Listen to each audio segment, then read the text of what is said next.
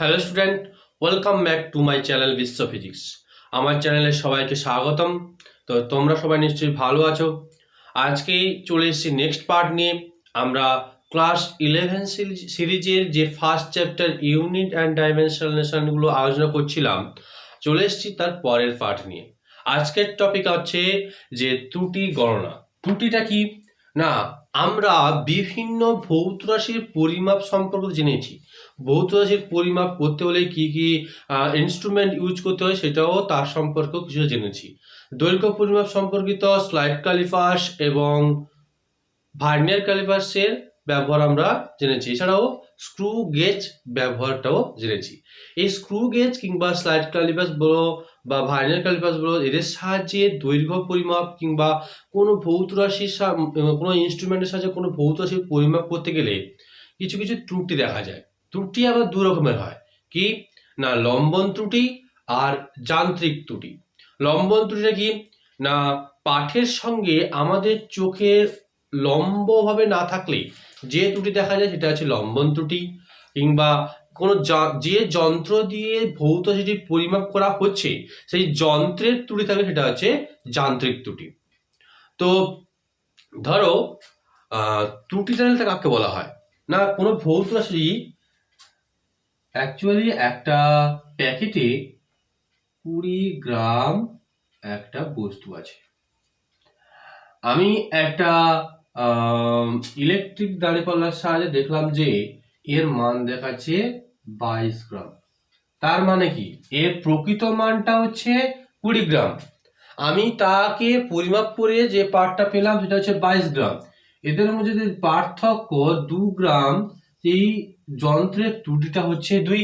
ওই জন্য যন্ত্রের ত্রুটিটা 2 হওয়ার জন্যই তো বস্তুর যে 20 গ্রামের ভরের বস্তুটিকে 22 গ্রাম দেখাচ্ছে। তো ত্রুটি কাকে বলা হচ্ছে না, পরীক্ষিত মান ও বস্তুর প্রকৃত মানের যে পার্থক্য, এই পার্থক্যকেই বলা হচ্ছে আমাদের ত্রুটি। ঠিক আছে। তো আমি সাপোজ একটা পরীক্ষা করতে গিয়ে একটা কোনো বস্তুকে পরীক্ষা করতে গিয়ে আমি যে পার্টগুলো পেয়েছি সেগুলো হচ্ছে A1, A2, A3, A4 dot dot dot dot A to N, মানে n সংখ্যক পার্ট নিয়েছি। তো এই n সংখ্যক পাঠের মধ্যে আমি কোন পাঠটাকে নেব, পথ দেখা যাচ্ছে যে প্রত্যেক পাঠ বারেই কিন্তু আলাদা আলাদা মান পেয়েছি। ধরো একটা বস্তু দড়ি আছে, সেই দড়িটার দৈর্ঘ্য আমি পরিমাপ করছি। তো দেখা যাচ্ছে যে বিভিন্ন ভিন্ন ভিন্ন সময়ে ভিন্ন ভিন্ন বার ব্যবহার ওই দড়িটার পরিমাপ করতে গিয়েই দেখা যাচ্ছে যে ভিন্ন ভিন্ন পাঠ পাওয়া যাচ্ছে। সামান্য একটু ডিফারেন্স হলেও ভিন্ন ভিন্ন পাঠ পাওয়া যাচ্ছে। ধরো আমি এই কলমটার ব্যাস নির্ণয় করব, তো আমাকে ইউজ করতে হবে স্ক্রু গেজ ইউজ করতে হবে। এই স্ক্রু গেজের সাহায্যে আমি এই পেনটার ব্যাস নির্ণয় করছি। তো স্ক্রু গেজটা একবার এইভাবে বসিয়ে আবার একবার এইভাবে বসিয়ে প্রত্যেকবারে আলাদা আলাদা পার্ট পাওয়া যাচ্ছে। সেই পার্টগুলো হচ্ছে আমার কাছে যে প্রথমবারে A1, দ্বিতীয়বারে A2, তৃতীয়বারে A3 এবং চতুর্থবারে A4 এবং এভাবে n সংখ্যক পার্ট নেওয়া হয়েছে। তো এক্ষেত্রে আমরা কোন মানটিকে প্রকৃত মান হিসাবে ধরবো, তো প্রকৃত মান হিসাবে কোনটিকে ধরা যাবে? তো কথা হচ্ছে কি না, এই যে পার্ট গুলো পাওয়া গেছে না, এদের যে গড়, এই গড় মানটিকেই বলা আছে প্রকৃত মান, ট্রু ভ্যালু অফ। তো প্রকৃত মান এ বার কিংবা এ টি দিয়ে চিহ্নিত করলাম। তো কি বলছি যে পার্ট পাওয়া যাচ্ছে, এদের গড় মান আমি 1, 2, 3, 4 এরকম ভাবে এনটি পার্ট নিয়েছি। তো এদের গড় মান কি, আগে এগুলোকে যোগ করতে হবে, A1 plus A2 plus A3 plus A4 plus dot dot dot dot plus n, কারণ আমি n তম পাঠ পর্যন্ত নিয়েছি।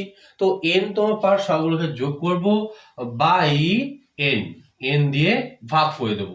এই যে ভাগ করার পর যে মানটা আমি পাবো সেটাই হচ্ছে আমার গড় মান বা ট্রু ভ্যালু।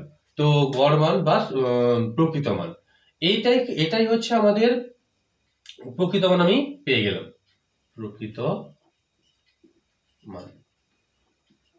এবার কথা হচ্ছে যে ত্রুটি এখানে কি বলছি না, ত্রুটি হচ্ছে কি বলছি না পরীক্ষিত মান এবং গড় মানের মধ্যে যে পার্থক্য, পরীক্ষিত মান এবং গড় মানের মধ্যে যে পার্থক্য, এটাকেই বলা হচ্ছে না ত্রুটি। তো আমি প্রথম পাঠের ক্ষেত্রে ফার্স্ট পাঠের ত্রুটি, ফার্স্ট পাঠের ত্রুটিটা কি না, ফার্স্ট পাঠে পরীক্ষিত মান হচ্ছে a1 এবং যে প্রকৃত মান হচ্ছে a বার। তো a1 মাইনাস a বার, এই মানটাই হচ্ছে প্রথম পাঠের ক্ষেত্রে ত্রুটি। সেকেন্ড পাঠে ত্রুটি কি পাবো আমরা না, a2 থেকে আমি যদি প্রকৃত মানটা বাদ দিয়ে দিই, সেকেন্ড ক্ষেত্রে আমরা ত্রুটিটা পেয়ে যাচ্ছি, কারণ সেকেন্ড ক্ষেত্রে আমার পাঠ পরীক্ষিত মান হচ্ছে a2 মাইনাস a বার করলেই আমি ত্রুটিটা পেয়ে যাচ্ছি। তো থার্ড ক্ষেত্রে, থার্ড পাঠে ত্রুটি কি হচ্ছে না, mod of a3 minus a bar, a3 minus a bar. Fourth পাঠে ত্রুটি কি হচ্ছে a4 minus a bar, a4 minus a বার। এভাবে করে আমি n তম পাঠ পর্যন্ত পাচ্ছি। nth পাঠে ত্রুটি কি হচ্ছে না an মাইনাস a বার। এই যে প্রত্যেকটা পাঠে প্রকৃত মান ও পরীক্ষিত মানের যে পার্থক্য, এটাকে আমরা বলছি ত্রুটি। তো সব ত্রুটি তো পেলাম, এগুলোকেই বলা হচ্ছে চরম ত্রুটি বা ত্রুটি। এবার গড় ত্রুটি কি, এগুলো হচ্ছে চরম ত্রুটি। গড় ত্রুটি কি,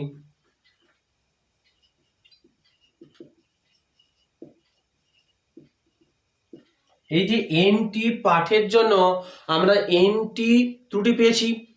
তো এই গড় ত্রুটি কি হবে না, প্রত্যেকটা ত্রুটির যোগফলকে তার সংখ্যা দিয়ে ভাগ করলেই আমরা গড় ত্রুটি পেয়ে যাব। যে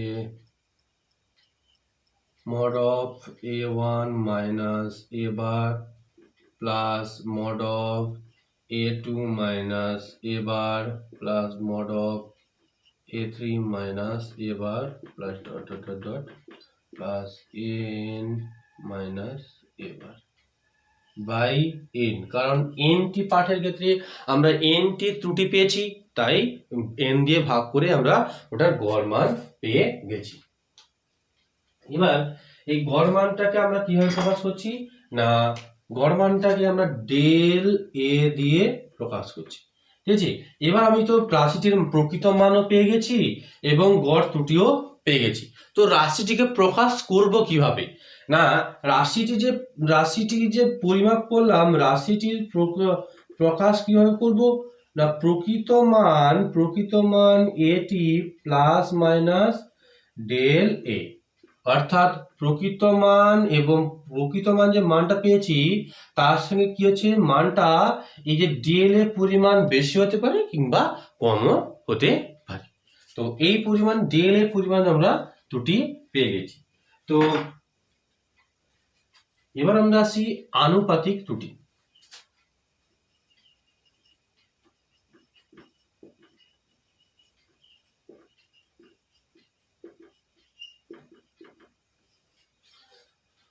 তো আনুপাতিক ত্রুটিটা কি না, গড় ত্রুটি ও রাশিটির প্রকৃত মানের অনুপাতকে বলা হয় আনুপাতিক ত্রুটি। কি বলছে না, গড় ত্রুটি, এই যে গড় ত্রুটি আমরা পেয়েছি, এই গড় ত্রুটি এবং রাশিটির প্রকৃত মান, এই প্রকৃত মানের যে অনুপাত, এটাকেই বলা হচ্ছে আনুপাতিক ত্রুটি। অর্থাৎ আনুপাতিক ত্রুটি সমান বলা হয় গড় ত্রুটি ডেল এ বাই প্রকৃত মান এ টি। কি বলছে না, গড় ত্রুটি ও রাশিটির প্রকৃত মানের যে অনুপাত, তাকে বলা হয়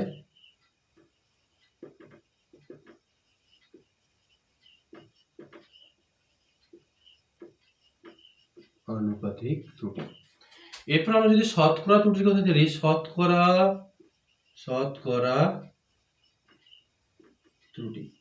ত্রুটি সমান কি না আনুপাতিক ত্রুটি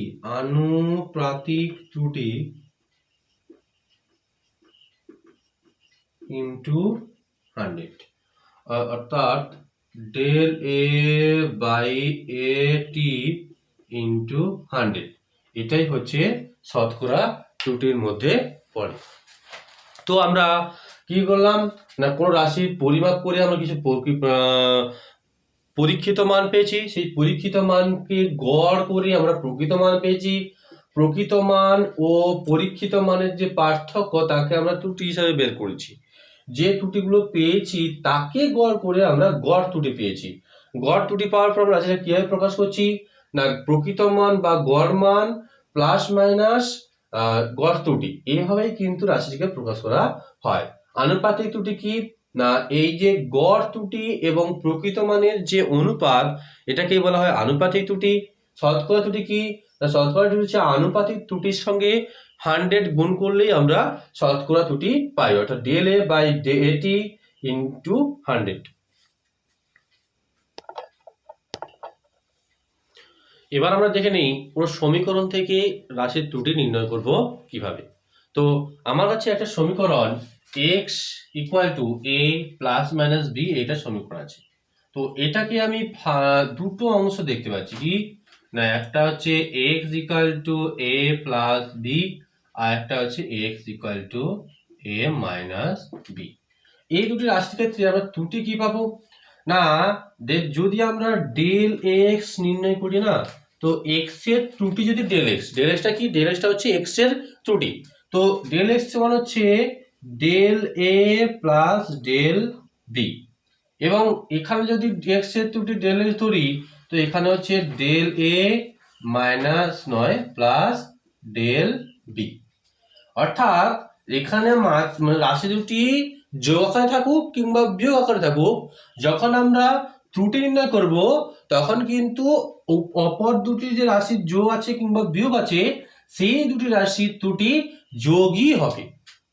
অর্থাৎ কি বলছে না কোনো রাশি যদি অপর দুটি রাশির যোগ কিংবা বিয়োগ আকারে প্রকাশিত হয় তাহলে ওই যে মূল যে রাশিটার ত্রুটি কি হবে অপর দুটি রাশির ত্রুটির সমষ্টি হবে, অপর দুটি রাশির ত্রুটির সমষ্টি হবে। ঠিক আছে, তো এবার যদি এটা আমরা যোগ বা বিয়োগের ক্ষেত্রে দেখে নিলাম, যদি এখানে গুণ কিংবা ভাগ থাকে অর্থাৎ এক্সটা যদি এ গুণিতক বি কিংবা এক্স সমান যদি এ বাই বি থাকে তখন কি করব, তখন আমরা আনুপাতিক ত্রুটি আকারে প্রকাশ করব।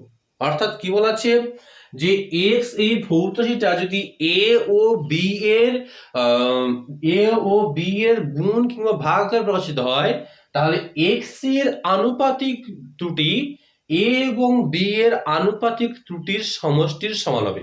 কিরকম দেখা যাক, যে ধরি এক্স এর ত্রুটি হচ্ছে ডেল এক্স বাই তার প্রকৃত মান হচ্ছে এক্স, তো ডেল এক্স বাই এক্স সমান হচ্ছে তার আনুপাতিক ত্রুটি ইকুয়াল টু ডেল এ হচ্ছে এ এর ত্রুটি তার প্রকৃত মান হচ্ছে এ, তো এ এর আনুপাতিক ত্রুটি plus del B by B, এক্ষেত্রে এটা B del B by beta হচ্ছে বি এর আনুপাতিক ত্রুটি। তো রাশিটা যোগ আকারে থাকুক কিংবা বিয়োগ আকারে থাকুক তার কিন্তু ত্রুটি কি হচ্ছে না মূল রাশিটার আনুপাতিক ত্রুটি সমান হচ্ছে অপর দুটি রাশি যেগুলো যোগ আছে গুণ কিংবা ভাগ আকারে প্রকাশিত হচ্ছে সেগুলোর আনুপাতিক ত্রুটির সমষ্টির সমান হবে। ঠিক আছে, যদি রাশিটা আবার এরকম থাকে না x equal to a to the power small a b to the power small b আর c to the power small c হয়, তবে ডেল এক্স এর যে এই যে এক্স এর যে ত্রুটিটা এটা কি রকম হবে না ডেল এক্স বাই এক্স, এটা হচ্ছে আনুপাতিক যোগফল আনুপাতিক ত্রুটি কি হবে না এই যে পাওয়ার মানে একটা এ এর ত্রুটি আনুপাতিক ত্রুটি কি হয় ডেল এ বাই এ, এবার এর পাওয়ারে এ আছে তার মানে কি এটা স্মল এটি এ আছে তাহলে এটাকে সামনে গুণ হবে, পাওয়ারটা সামনে গুণ হয়ে যাবে, গুণ হয়ে গিয়ে del A by A plus, এবং প্রত্যেকটা যে ত্রুটি কি হচ্ছে না অ্যাডিশন হতে থাকবে, তো small B del capital B by B plus small C del capital C by C. তো কি বলতে চাইছি আমি, যেটা যদি আমি এক্সটা X equal to A square into B cube ধরি, তাহলে কি আছে, আমরা এটা লিখতে পারতাম যে যখন এ কি মানে স্কোয়ার বা কি মানে পাওয়ার ছিল না, তখন আমরা কি লিখতাম যে del x by x equal to del A by A plus del B by b. এখন কি চলে এসছে, পাওয়ার চলে এসছে, এক্স স্কোয়ার হয়ে গেছে। তেমনি হবে এক্স এর যে আনুপাতিক ত্রুটি del x by x equal to একটা এ এর আনুপাতিক ত্রুটি হচ্ছে ডেল এ বাই এ। যখন স্কোয়ার আছে দুটো এ এর আনুপাতিক ত্রুটি কি হবে, টুটার সামনে গুণ হয়ে যাবে del A by A plus, তেমনি এটারও সামনে 3 গুণ হয়ে গিয়ে ডেল বি বাই বি। একটা বি এর আনুপাতিক হচ্ছে ডেল বি বাই বি, 3টি হলে কি হবে, পাওয়ারটা সামনে গিয়ে গুণ হয়ে যাবে। ঠিক আছে, যদি রাশিটা এরকম থাকে,